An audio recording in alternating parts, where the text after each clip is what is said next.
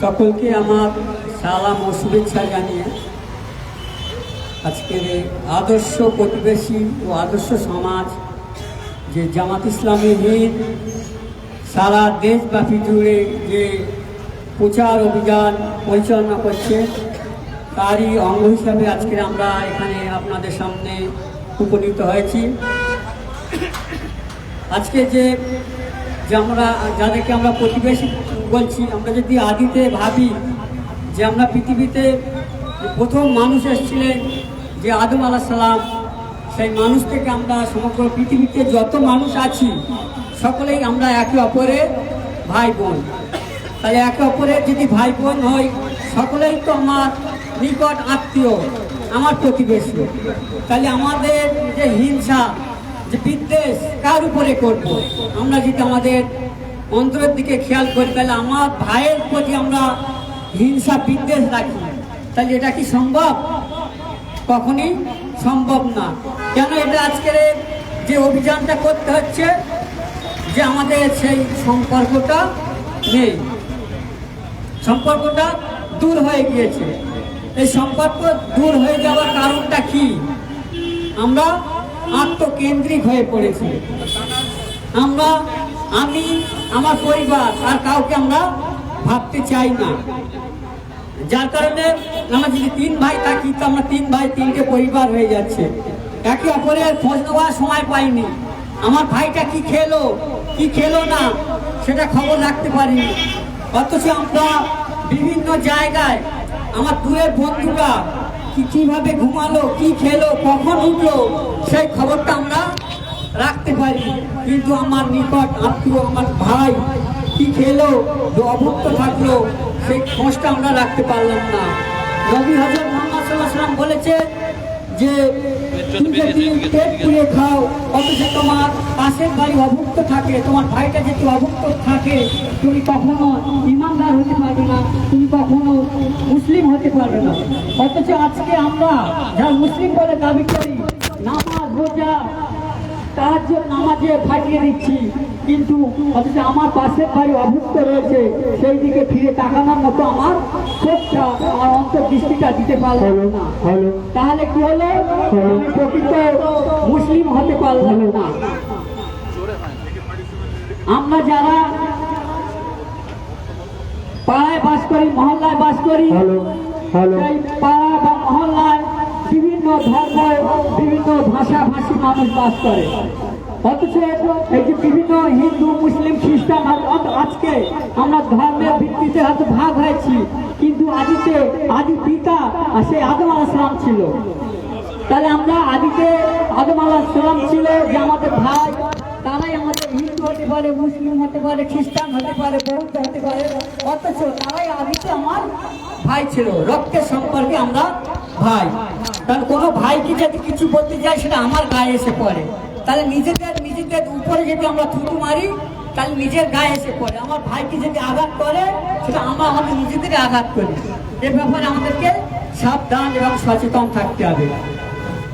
কিছু সম্প্রদায়, কিছু রাজনৈতিক ব্যক্তিত্ব এই ভাই ভাই সম্পর্কটা নষ্ট করে দিতে চাইছে তাদের রাজনৈতিক কায়েমি স্বার্থকে হাসিল করার জন্য।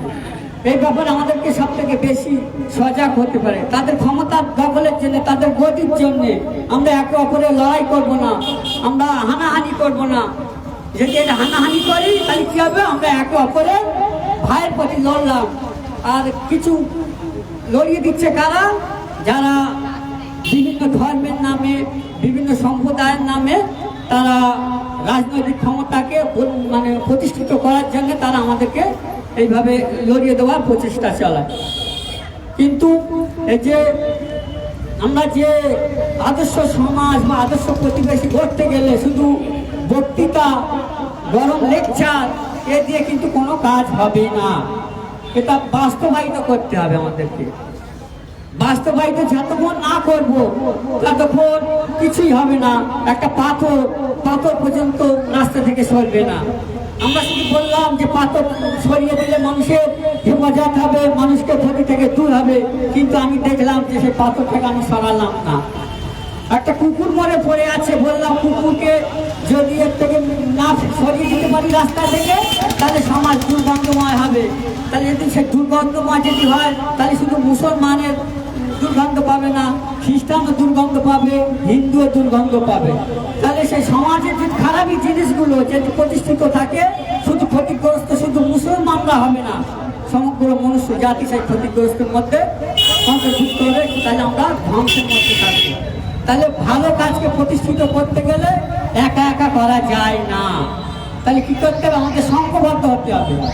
হিন্দু, মুসলিম, খ্রিস্টান সংঘবদ্ধ হয়ে সমাজে শান্তি প্রতিষ্ঠিত করতে হবে। তাহলে আদর্শ পরিবার, আদর্শ প্রতিবেশী, আদর্শ রাষ্ট্র, আদর্শবাদী পৃথিবী গড়ে উঠবে। এই আদর্শ প্রতিবেশী গড়ার জন্য কত কিছু গড়ে উঠেছে আজকে আমাদের সমাজে। ক্রীড়া সংগঠন গড়ে উঠেছে, বিভিন্ন শান্তি কমিটি গড়ে উঠেছে, বিভিন্ন রাষ্ট্রপুঞ্জ পর্যন্ত গড়ে উঠেছে, যে সারা পৃথিবীতে আমরা আদর্শ প্রতিবেশী, আদর্শ সমাজ গড়ে তুলব। কিন্তু প্রকৃতপক্ষে কি আমরা পেরেছি আদর্শ প্রতিবেশী বা আদর্শ দেশ বা আদর্শ মানুষ গড়ে তুলতে পারিনি। আজকে যদি আমরা ফিলিস্তিনের দিকে তাকাই, তাহলে সেখানে কিভাবে তারা বাস করছে। এই হৃদয় আমাদের কাঁদে না? কে কাকে মারছে? ভাই ভাইকে মারছে। আজকে আমাদের দেশের দিকে যদি তাকাই, তাহলে কে কাকে লড়িয়ে দিচ্ছে? আমার ভাইকে লড়িয়ে দিচ্ছে, আমার প্রতিবেশীকে লড়িয়ে দিচ্ছে। বলা হচ্ছে যে হিন্দু ও মুসলিম ও খ্রিস্টান। তাহলে কি আমাদের এই যে আদর্শ পরিবার করতে গেলে যারা সমাজের শত্রু, যারা আমাদেরকে লড়িয়ে দিচ্ছে, তাদেরকে আগে আমাদেরকে চিহ্নিত করতে হবে। এই যে অক্সিজেন যখন মানুষের প্রয়োজন হয়, তখন হিন্দু, খ্রিস্টান, মুসলিমের কি আমরা বেছে বেছে দেই না? আমরা সকল মানুষের জন্য এই পরিষেবা আমরা অব্যাহত রেখেছি। এখানে কোনো আমরা ধর্মের ভেদাভেদ করি না। তাহলে আদর্শ প্রতিবেশী গড়ে তুলতে গেলে সকলের সমান দৃষ্টিতে দেখতে হবে। যে খ্রিস্টান আমার ভাই, মুসলিম আমার ভাই, হিন্দু আমার ভাই, বৌদ্ধ আমার ভাই। এই ভাইটা যখন আমরা ভাববো, তখন আমরা ভেদাভেদ দূর করে দেব, ভেদাভেদ দূর হয়ে যাবে। এটা যখন ভাবতে থাকবো। আলো এমন একটা জিনিস যে যত বড় অন্ধকার তার সামনে আসুক না কেন, সামান্য আলো থাকলে সেটা দূর থেকেও দেখা যাবে। আলোর অন্ধকারে কোনো শক্তি নেই, কিন্তু আলোর শক্তি আছে, সত্যের শক্তি আছে। যদি আমরা আদর্শ প্রতিবেশী করতে চাই, নিজেদেরকে আলো হয়ে আসতে হবে। কিসের আলো? সমাজ সেবার আলো, মশাল জ্বালিয়ে দিতে হবে। নিজেকে আত্মত্যাগ করতে হবে। এই আত্মত্যাগ করতে গেলে কি করতে হবে? আদর্শ প্রতিবেশী গড়ে কিভাবে উঠবে, এই থিওরিটা আমাদের সামনে আনতে হবে। আমরা পাশের বাড়ি দেখবো, আমরা অসুস্থ যারা আছে তাদেরকে দেখাশোনা করবো, তার রক্ত লাগছে সেদিকে আমরা প্রচেষ্টা লাগাবো।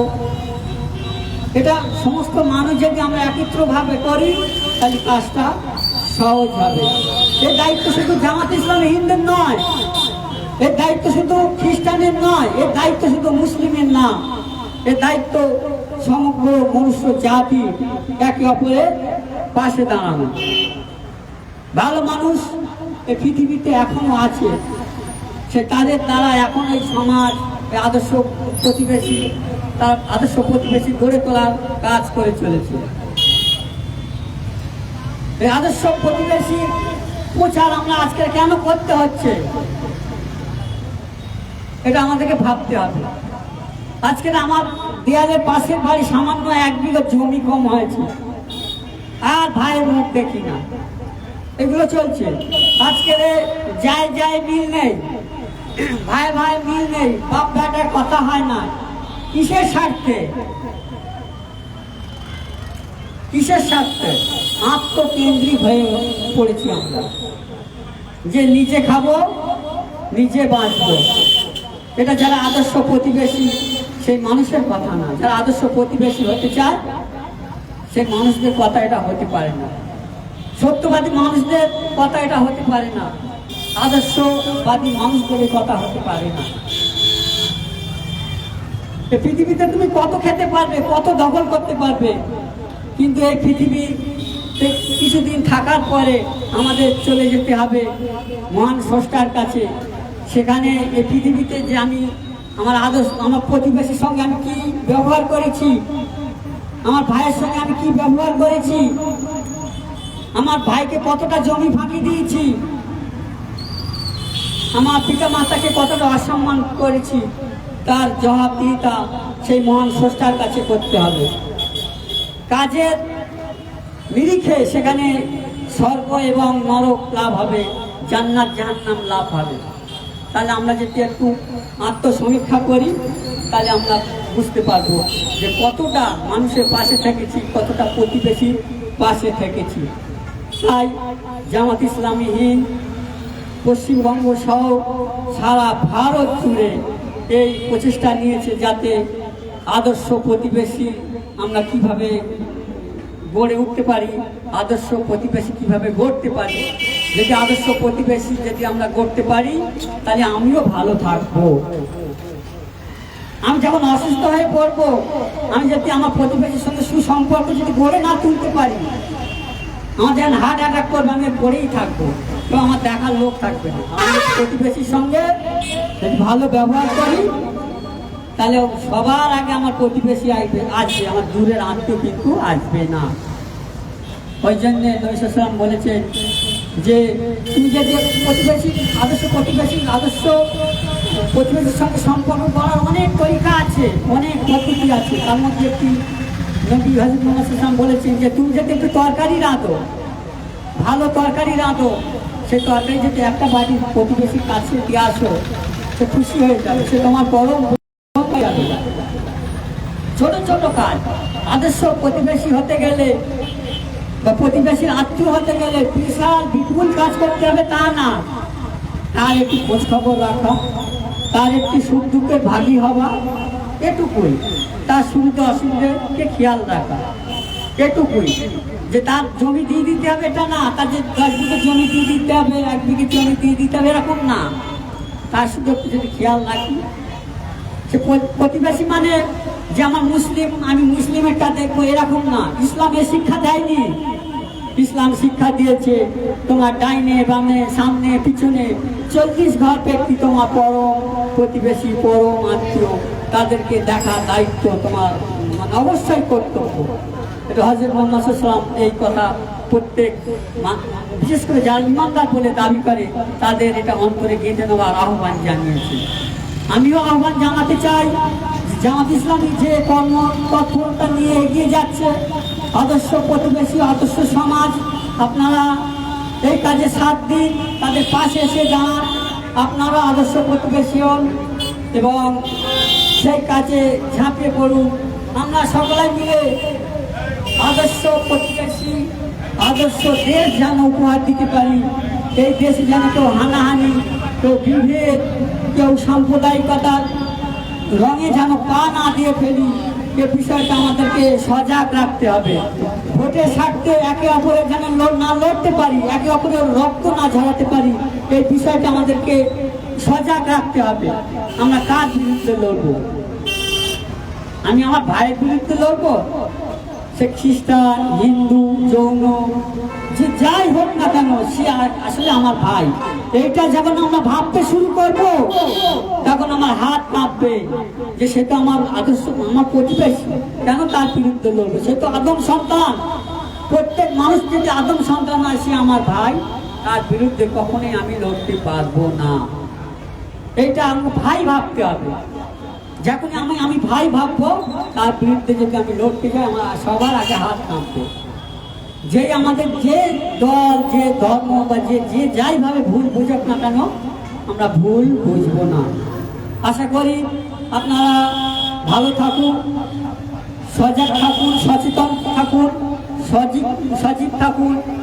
এই ছোট আশা ব্যক্ত করে সকলকে আমার হৃদয় নিংড়ানো ভালোবাসা জানিয়ে আমার কথা এখানেই শেষ করলাম। ধন্যবাদ। অসংখ্য ধন্যবাদ জনাব আব্দুল কুদ্দুস সাহেবকে। অত্যন্ত হৃদয়